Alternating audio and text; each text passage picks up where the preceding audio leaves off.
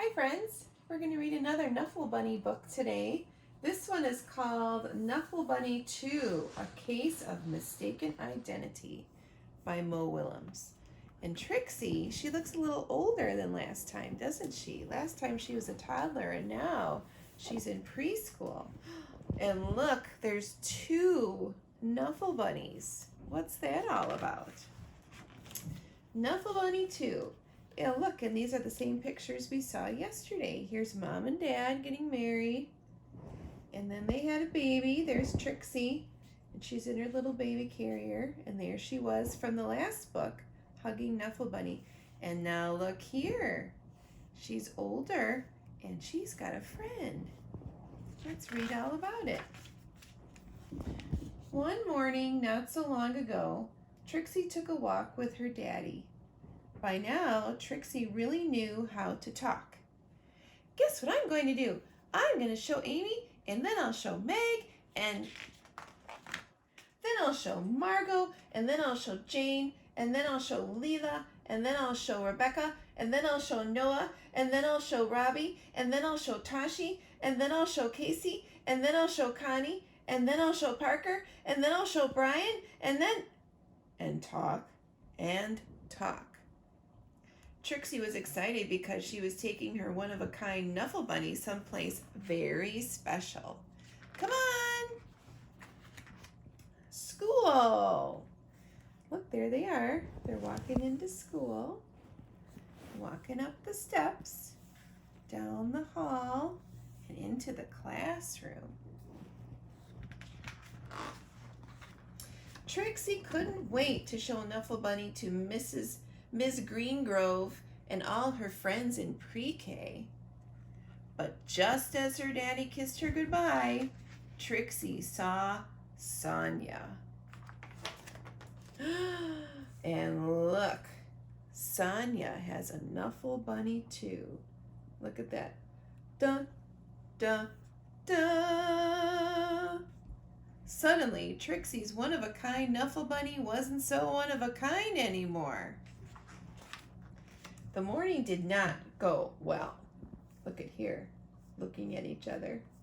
She says, Knuffle, Knuffle, Knuffle, Knuffle. And look here, Sonia is showing off her Knuffle Bunny, and look at all the kids watching everything she does. And look at Trixie, she looks pretty jealous. And there's still more fighting going on. And look at the teacher. She's not having any of this. The afternoon was worse. Look what the teacher did. She said, enough of this. They're both going up on top of the cabinet. Oh dear. When the school bell rang, Ms. Greengrove returned the Knuffle Bunnies, and the day got better. Then, before she knew it, it was time to go home. Oh, look at this. She was playing with Knuffle Bunny here, put Knuffle Bunny on the swings, and she went home. Trixie ate her dinner, devoured her dessert, brushed her teeth,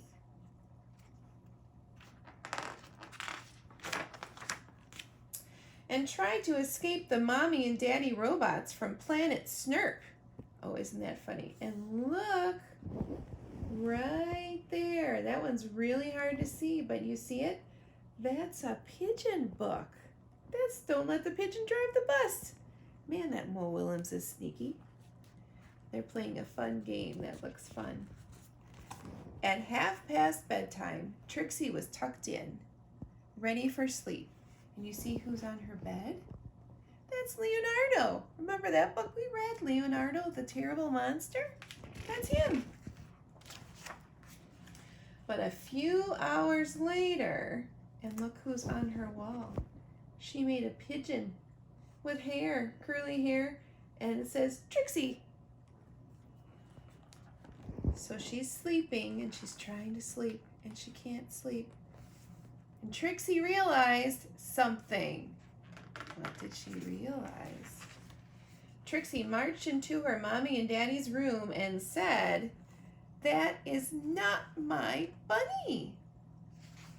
Oh dear.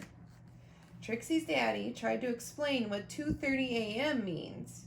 He asked, "Can we deal with this in the morning?" Oh, and look at her daddy. And he looks at Mom, looks back at Trixie, realizes what he needs to do. Trixie's daddy went to the phone. Before he even made it down the stairs, bring! The phone rang. "We have your bunny," said a man's voice on the other end. So Sonia realized the same thing. She knew it wasn't her bunny either. "We have yours," replied Trixie's daddy. Arrangements were made. Trixie and her daddy rushed across the neighborhood.